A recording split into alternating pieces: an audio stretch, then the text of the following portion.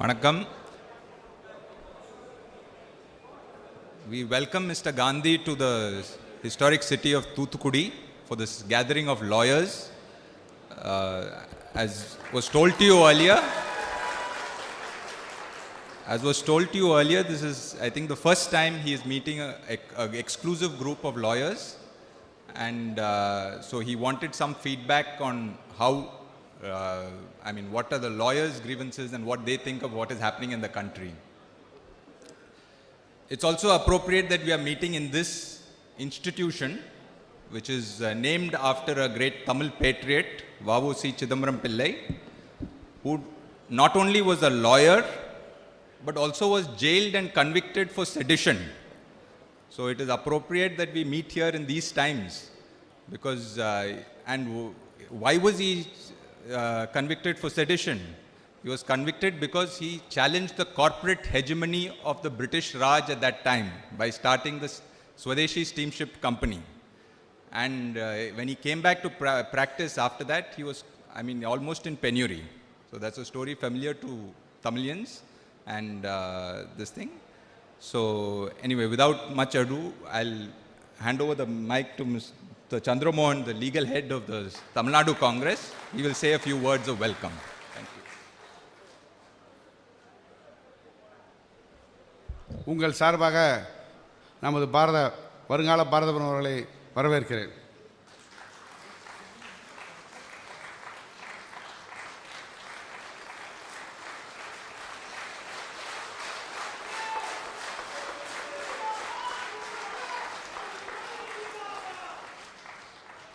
உங்கள் சார்பாக தமிழ்நாடு காங்கிரஸ் கட்சியினுடைய தலைவர் சொற்பொர் வீரர் அழகிரி அவர்களை வரவேற்கிறேன்.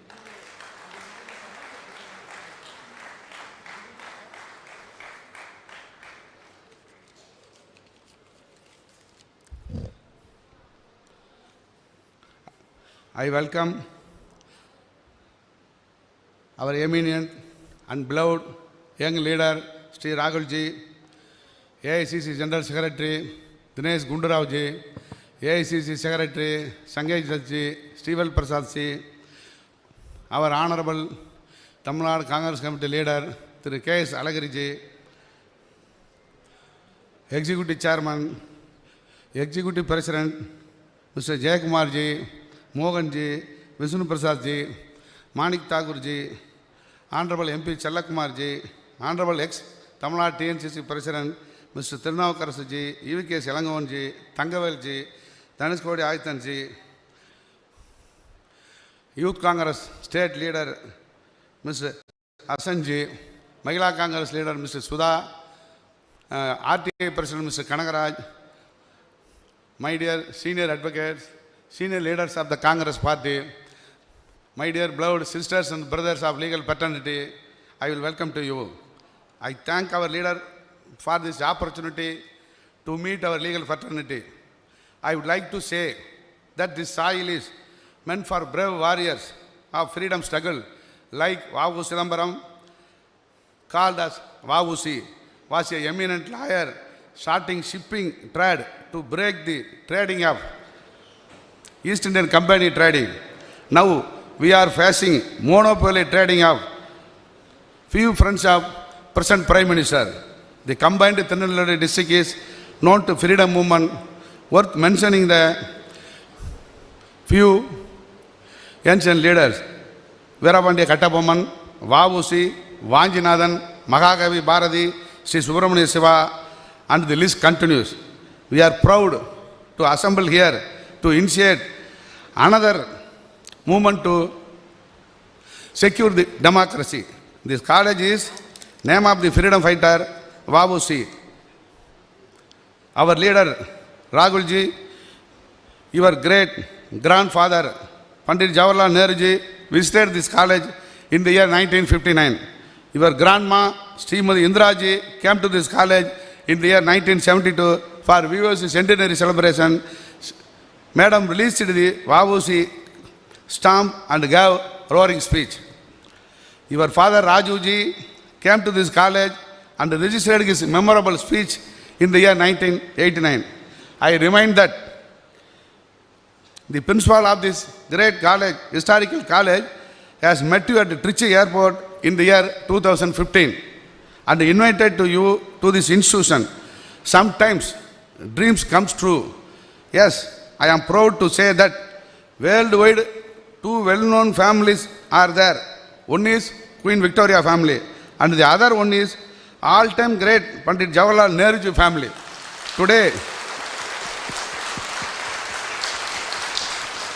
Today, the fourth generation of the most respectful family of our country is visiting this college. It is yet another historical moment. The role of lawyer is freedom movement is a great sacrifice. Most of the eminent lawyers had sacrificed the noble profession, personal life and involved in freedom struggle to save the country and build to constitutional democracy. Today, the democratic setup is in danger that it is without consulting the legislator and the concerned people, laws and amendments were made. We think that last resource of the common public is judiciary. We there, the lawyers, have taken few attempts here and there to save the judicial system built our predecessors. Our leader Rahulji has told that today freedom of judicial discipline is like a pendulum.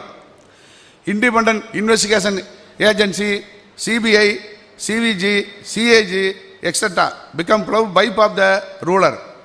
Martinize and modernize is mantra of modern trading, that is purchasing of legislators as done in so many states, likewise Goa, Madhya Pradesh, recently Pondicherry also. Our Prime Minister is privatization, public sectors for the welfare of Ani's group, Ambani and Adani. Indian economy is under the decision of few friends of Honorable our Prime Minister Modi ji. During the COVID-19 pandemic, 90 to 97% of the lawyer all over the India found it very difficult to find their livelihood. Even the state and the central government were very silent on this issue. But the Bar Council of Tamil Nadu and Puducherry voluntarily contributed the needy of lawyers family. Rahulji, this lawyers fraternity extended our fullest support to our leadership to save our constitutional system and our nation. I thank Rahulji and the management of the college, Sri APC Sokalingam and APC Sanmugam for these opportunities. Once again, I welcome one and all. Thank you. Jai Hind. Can I invite Mr. Gandhi to give some opening remarks first?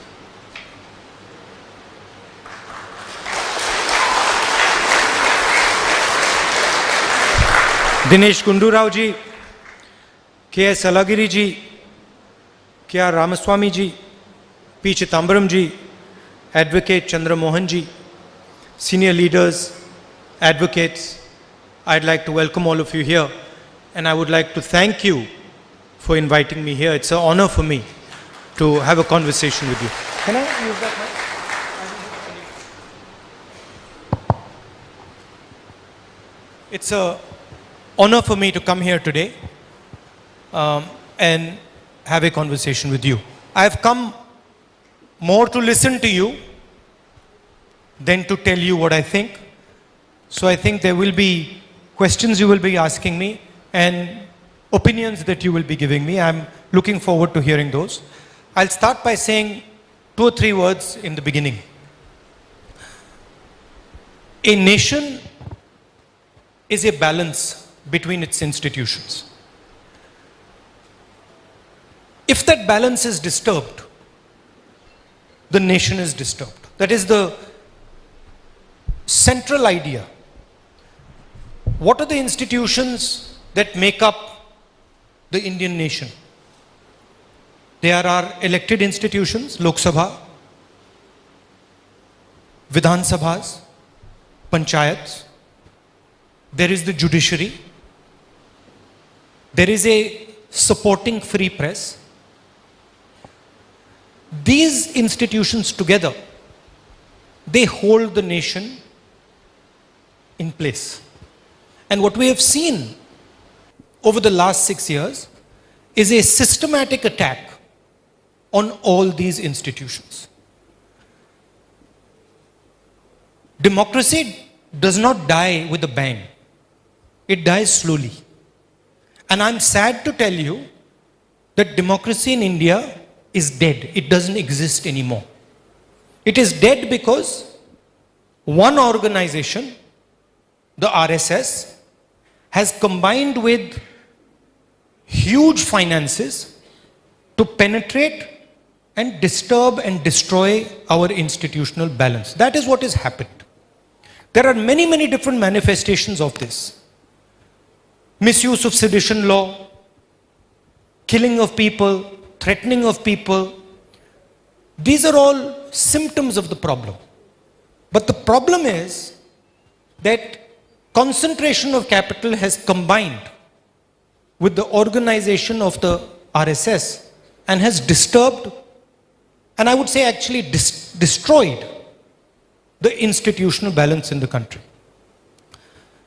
There are multiple other balances that have also been destroyed. Remember that India is a union of states. So all the states come together to form the nation. When you destroy the institutional balance of the country, you also destroy the negotiation between the states. Because if all the states do not have equal say, then the power balance between those states is disturbed. And that is a serious problem for any country. This is what we are facing. And I think the spirit of this meeting is to understand what is happening and to defend the Indian nation and India's institutions from this brutal assault that is taking place. And I think that is why we are having this conversation today. Please feel free to give me your opinions and your questions.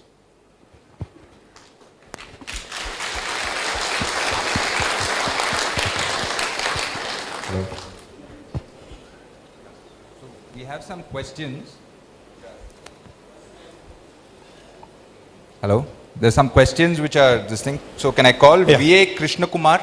I always have a question, especially when I used to be working in Uttar Pradesh in campaigning, and it's really hot. And I have the luxury of coming here in a shirt, and you have to wear this suit and shirt and all this. So I'm feeling hot just looking at you. Sorry. Mr. V.A. Krishna Kumar? After BJP came to power, they have either purchased the MLAs or threatened the MLAs by NIA, CBI and income tax. And that's why the MLAs are switched over to BJP. Though the people give full mandate to the Congress MLAs, but because of this threatening, they have switched over their loyalty to BJP. This is what happened recently in Pondicherry. So my question is whether the state leaders fails to choose right persons for MLA candidates and how to curb this.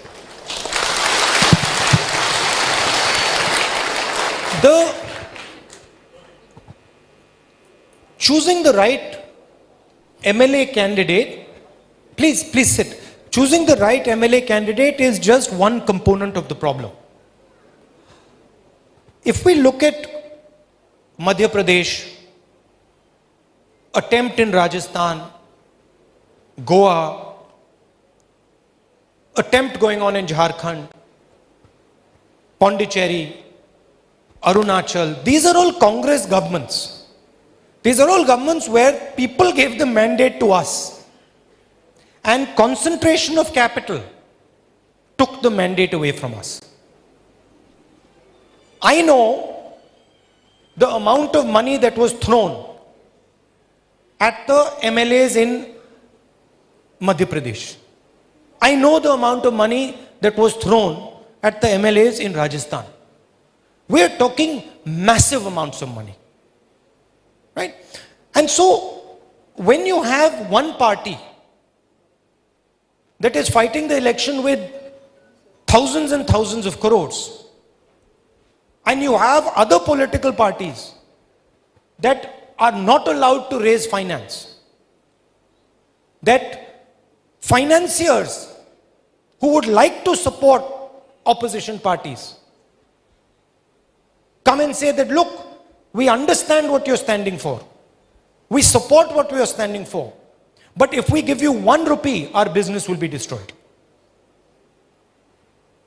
I've had that conversation where they say, we want to support you, but if we support you, it means that our business will be destroyed and so we cannot support you. So on one side, you have capture of all institutions. You have a monopoly on finances. You have a monopoly on the media. And on the other side, you've got political parties that are not allowed to compete. When they form governments against all odds, their mandates are taken away from them. So, where is this heading? It is, see, as a political person, as a political leader, normally, in a democracy, I require institutional support. I require a media that is objective. I require a judiciary that is aggressive. I require the ability to speak in the Parliament House. All those have been taken away from us. We are not, I'm telling you, we are not allowed to speak in Parliament. Literally, we're not allowed to speak in Parliament. So where is this heading? There is only one way this thing is going to get resolved, and that is mass action. When the ordinary citizen of this country realizes that this country now is not being run by his mandate, but is being run by force, is being run undemocratically. And that is where this is going. And you can see this beginnings of this mass movement, you can see it. It's in the borders of Delhi when they passed the farm laws. So the stirrings are there. But as a political person, in my entire career before 2014, I had never imagined a situation where I will have no institutional support whatsoever. So I've given you a long answer because, frankly, even if we put in the right MLAs in place, it's not enough. Because the power is so high, strong and so heavy that even that MLA will not be able to sustain it. And then the question arises, what happens after we come to power? What happens? Because there is full penetration of all institutions. There is penetration of the judiciary. There is penetration of the media. There's penetration of the bureaucracy. So what do we do once we come to power? Because we're going to have to deal with 15 years of judges who have been placed into the judiciary because they support one political party. So this is going to be a huge challenge for this country going forward. Okay. There's also a related question from VZ Victor about the anti-defection law. Mr. Victor in the audience.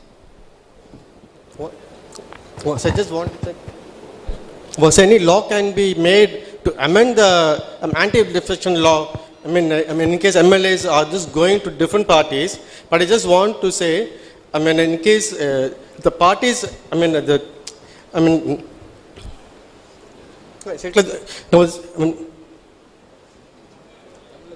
voters are voted only for our party, but MLAs they just shift to different parties. But we want to say the particular MLAs and MPs should not be allowed to go to different parties. They should be disqualified at the early stage itself.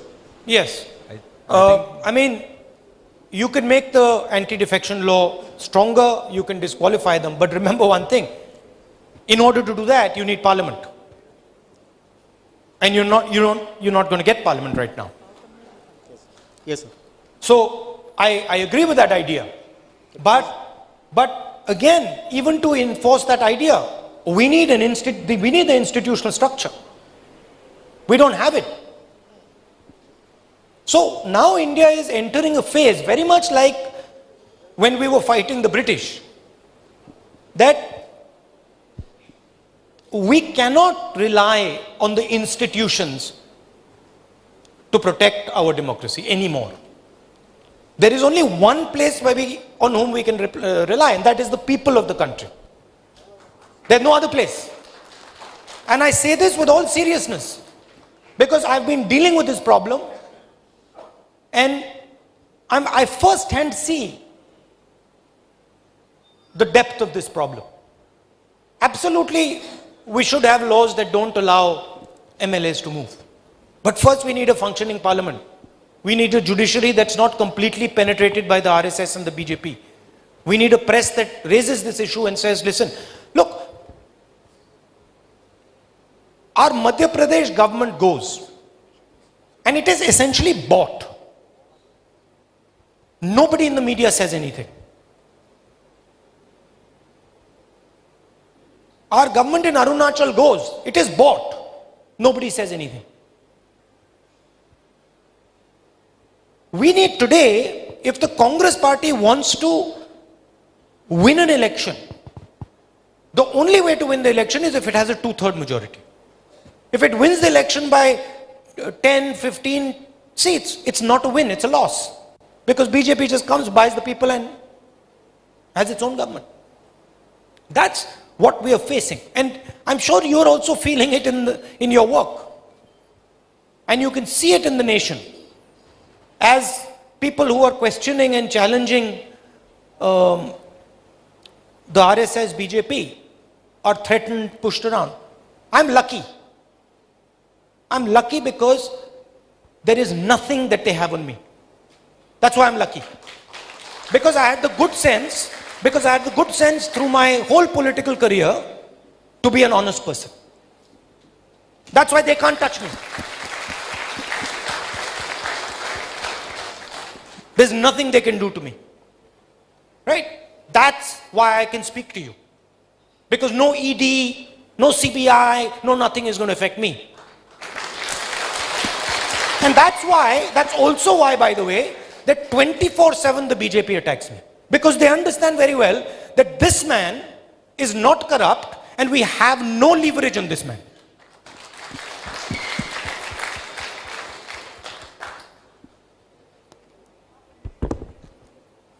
Okay, next question is from K. Raja Prabhakaran, advocate from Madurai. Is he here in the audience? Respected sir, there is a provision in the Industrial Dispute Act about the unfair labor practice, right? Employing the employee for more than 8 hours duty and employ him and company him in other than the recruited and appointed post. And there is a provision also in punishing the employee. But till date... In punishing the employer. Employer, yeah, I have corrected, yes. Till date, not even the press or not in the press, not a single employee is punished under this act. Can we discuss this point in Parliament for effective implementation of this act? I'm happy to discuss that in Parliament. Thank you, We can sir. do that, and I'll raise it for you if you want. It is also an indication of the concentration of power in this country. It's an indication of the concentration of finance in this country. Look, essentially, as I said in Parliament, 4 people are running this country. 4. Right? That's all. Hum do, hamare do. And everywhere these 4 people's imprint is there.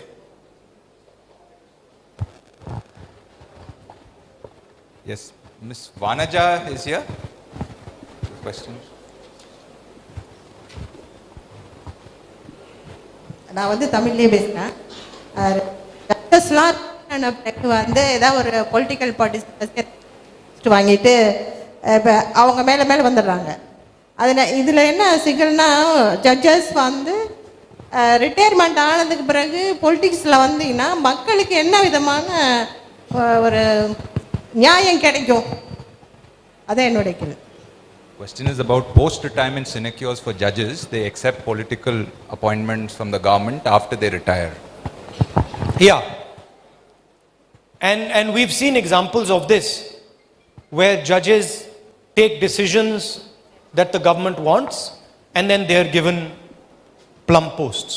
Would you like to just translate that? Would you just like to translate it for her? She can answer. Oh, okay.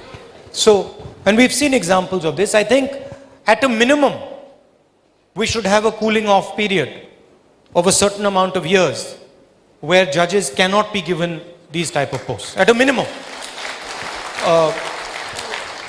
Because otherwise the whole incentive structure is in question.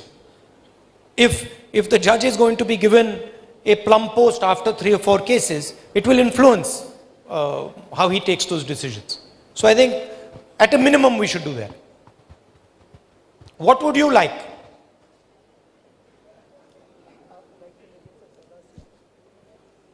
I agree. But would you like to add anything to what I said? No. Nothing? Nothing. Okay.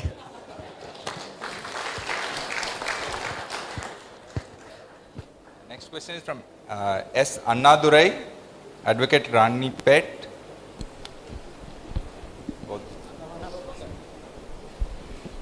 Sir, your views on women reservation bill in parliament and assemblies. My view is reflected in this room. I am having to look carefully. 1, 2, 3. I am having to look very carefully to find the ladies. And I think that in every institution in our country, we need to have more women, and we need to give them more space. So I'm fully for women's reservation. I would like to see more and more women in the judicial system. And of course, I am for women's reservation in Parliament and Vidhan Sabhas. But let me say, you need more than reservation. Indian men need to change the way they look at Indian women. And we can keep doing reservation. But unless Indian men start to view Indian women with the same lens that they view themselves, the real change is not going to happen. Do you agree with me? No? So I think it is also it's giving women positions, creating the atmosphere where women can get the positions, but it is also changing our attitude. And it's not only in the judicial system, it's across the country, in every space, because women, with all due respect to my brothers here, women in India are treated very badly by men.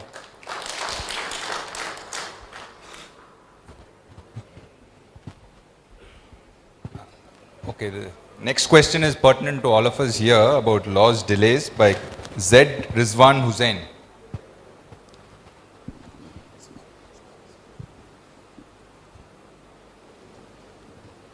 Hello, sir. Hello. And we see that many cases are pending in the courts, millions of them. And litigants spend their entire lifetime running from pillar to post, expecting justice, sometimes 2 generations, 3 generations. So, in my opinion, there must be a process where justice can be given speedily. So, when you come to power, God willing, how do you plan to deal with this? You probably understand the judicial system, all of you understand it better than I do, but as an outsider looking in, I think increasing the number of judges would be one thing that would be useful. Making sure that at the lower levels, our judicial process moves faster, that would be another thing we could do. What are the type of things that you would suggest? Yeah, there should be some time limit for the cases and judges, more judges like you said, and also appeal process. So there is lot of appeals. So this should be shortened so that people can get justice. Yeah. So this is what I think. Why are there so many appeals? I think that's an opportunity given.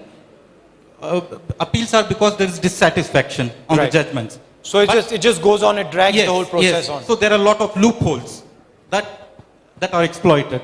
Right. Yeah. Thank you, sir. Thank you.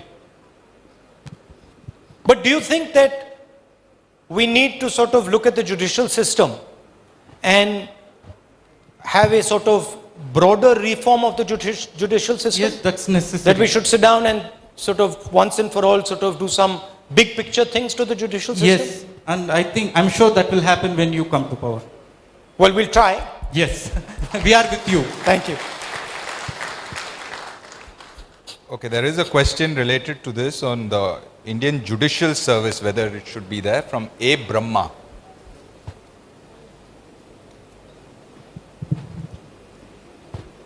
In our nation,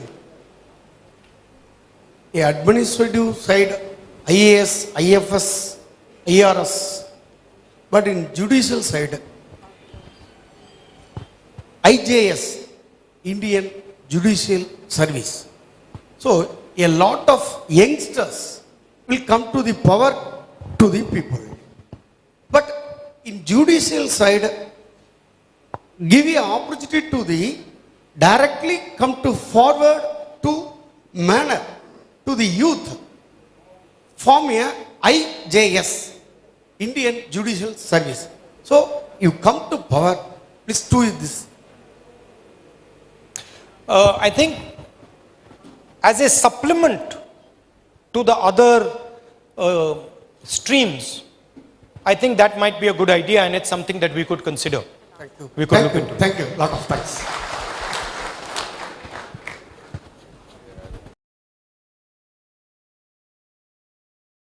I'm told we have time for 2 more questions.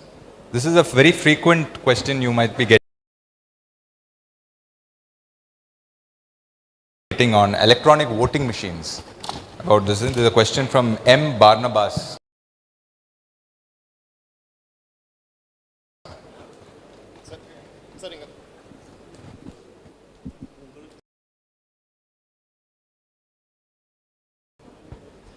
Dear Rahul ji, I want to ask a question that the electronic voting machine is dropped in so many developed countries, but in our country, still using that machines, even though it is malpracticable. Are you accepting it?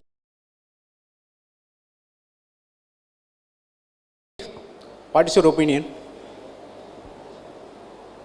Look, EVMs, as you said, the world over have been shown to have problems. Many developed countries refuse to use them because they feel that they are open to manipulation. One of my biggest issues with the EVMs is that the Election Commission doesn't give us access of the type we would like to study those machines. Whenever the Congress Party has asked, show us the machine. Let us look at the machine properly. Let us do random checks on the machine. We're told you can't do that. So I would be comfortable with the EVM if I could see that it was open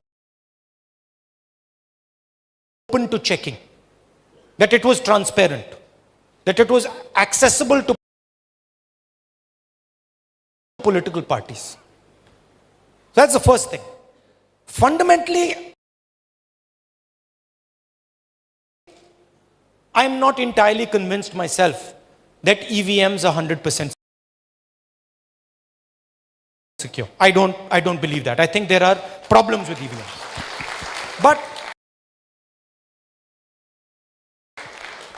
But a first step can be the Election Commission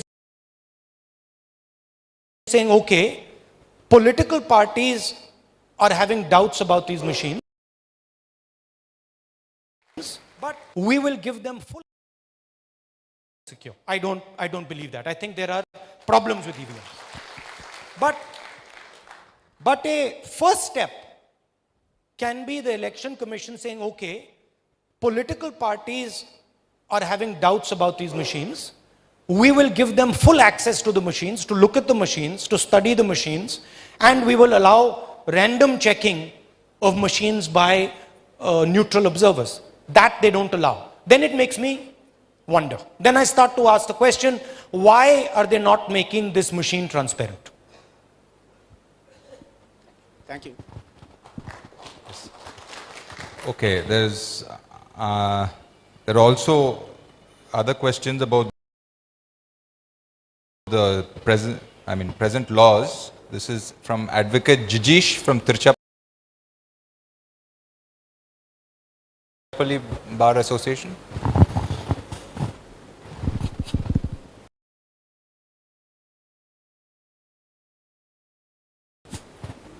Hello, sir. Hello.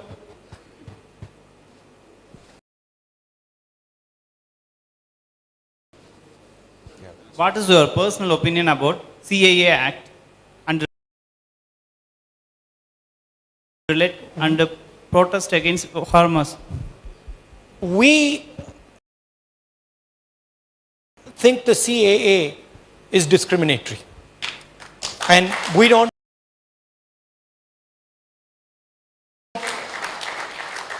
agree with it, we don't support it. It's discriminatory on many counts. On the farmers,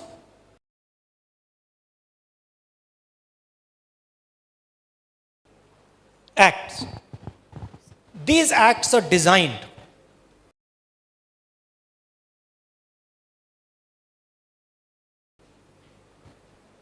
to wreck the Indian agricultural system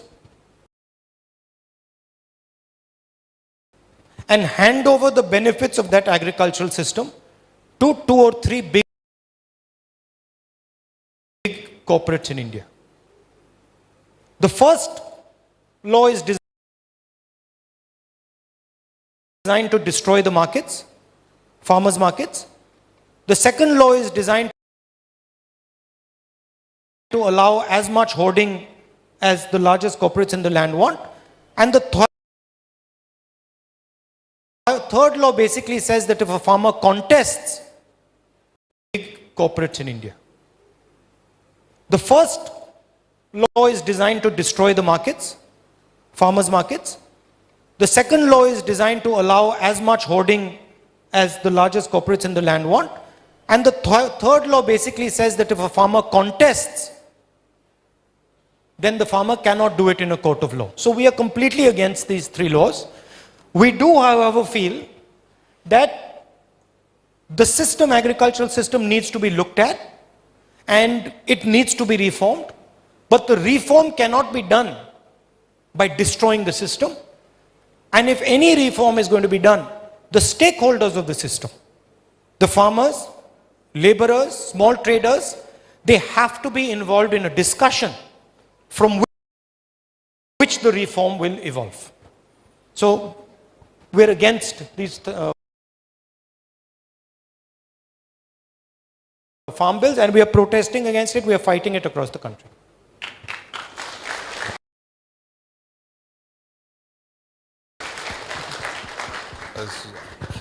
One more question on secularism.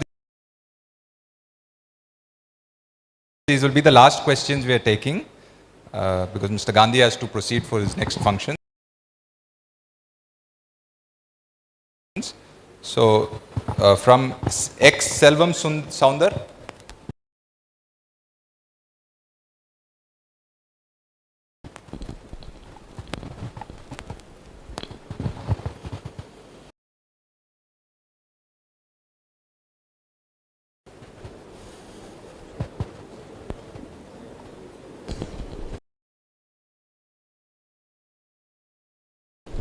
Sir, secularism is the basic structure of our constitution. Sir, now the minority institutions are facing very often facing problems, sir. Do you think there is a danger to the secularism in our country now? There is a full-scale assault on secularism in this country. And the RSS and the BJP are leading that assault. You said secularism is a foundation of our constitution. It's much more than that. Secularism is the foundation of our culture and our history. If you go back into time, you will see that this country has always been a sensitive, compassionate country that embraces different types of ideas. So this is not just an attack on the constitution, it is an attack on our history and on our culture as well. And I think it is very important that it is stopped in its tracks. And that all of us fight this assault. I think, you know, in the beginning I told you that our institutions are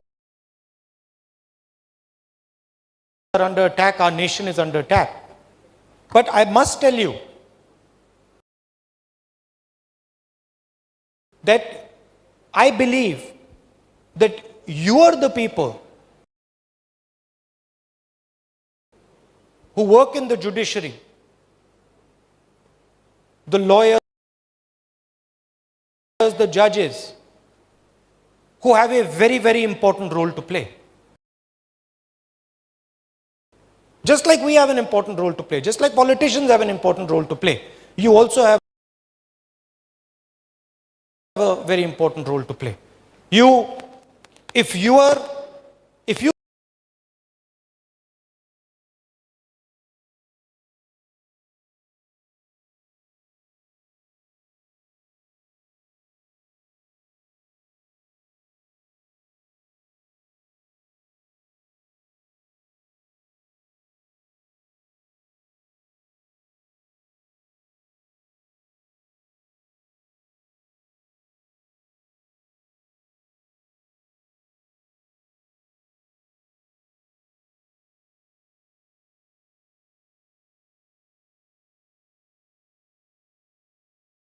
stand up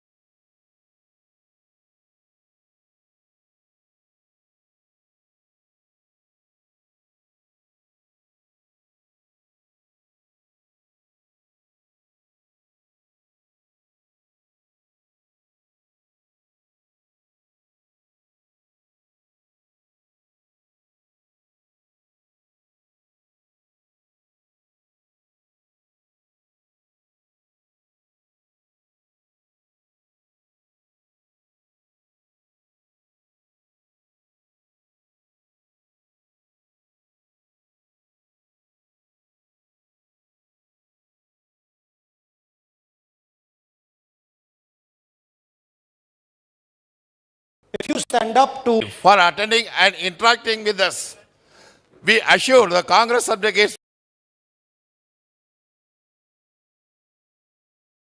assure Ji, we are ready to give our life for this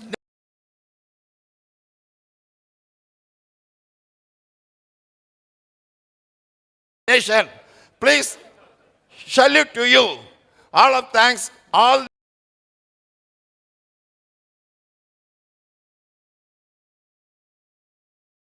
the Congress advocates as well as the chairmen of this party.